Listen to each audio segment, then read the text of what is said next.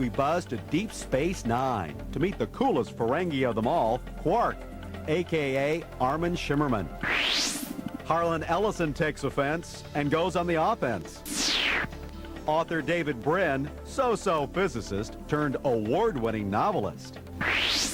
And we go completely paranoid as we relive all three invasions of the Body Snatchers.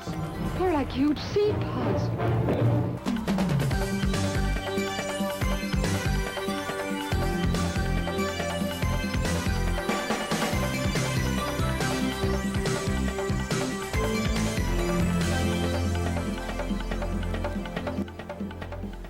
Welcome, buzzers, to Sci-Fi Central. Mike Jarek here. We are frankly stumped here at Sci-Fi Central.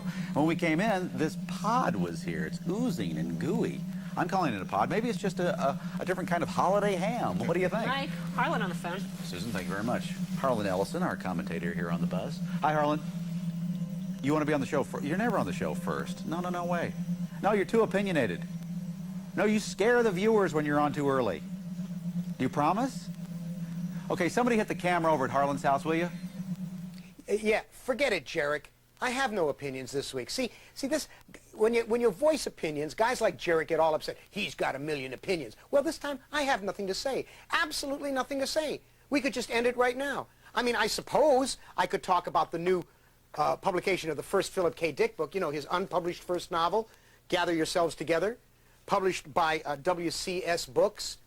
They could run a super with the address of WCS Books and say that it costs $40, and it's his very first novel from 1952.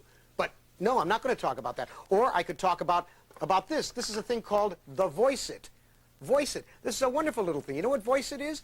Voice It is like a portable Post-it. It's this little itty-bitty thing, and when I have a question, like, look what, I press this and I say, tell Jarek to go and, you know, take a flying leap.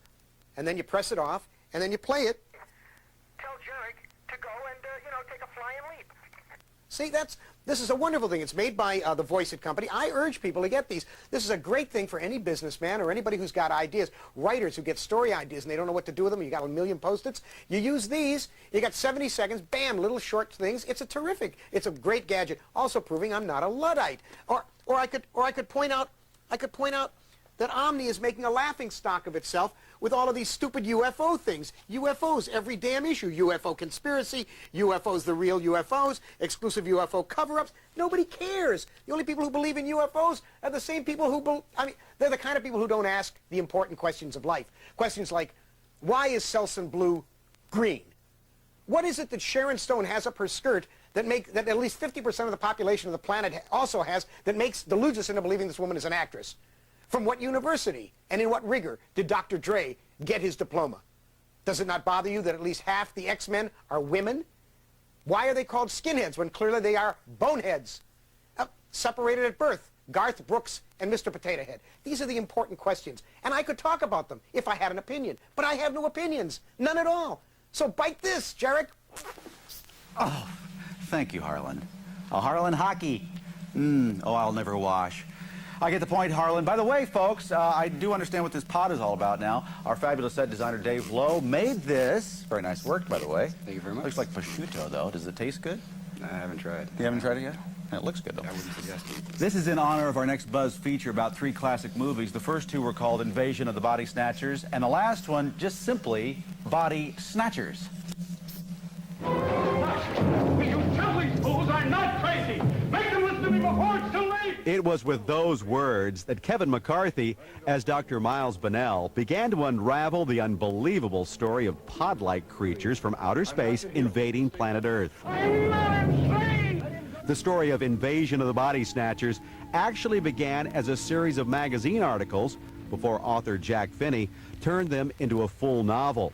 Then, in 1956, director Don Siegel took the story and made it into one of the most frightening sci-fi films of all time. It's you!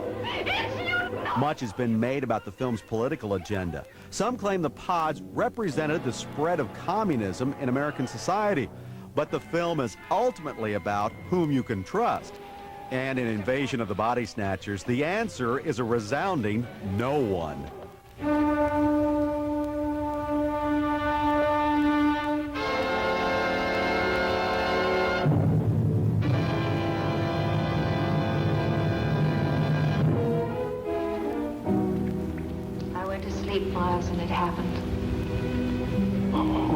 Becky.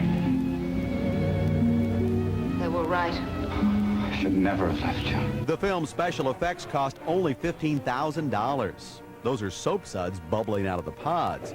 But that modest budget did not damage the film's credibility.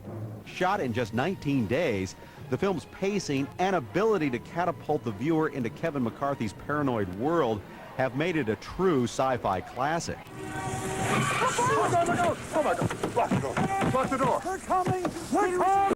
Ability to catapult the viewer into Kevin McCarthy's paranoid world have made it a true sci-fi classic. Oh,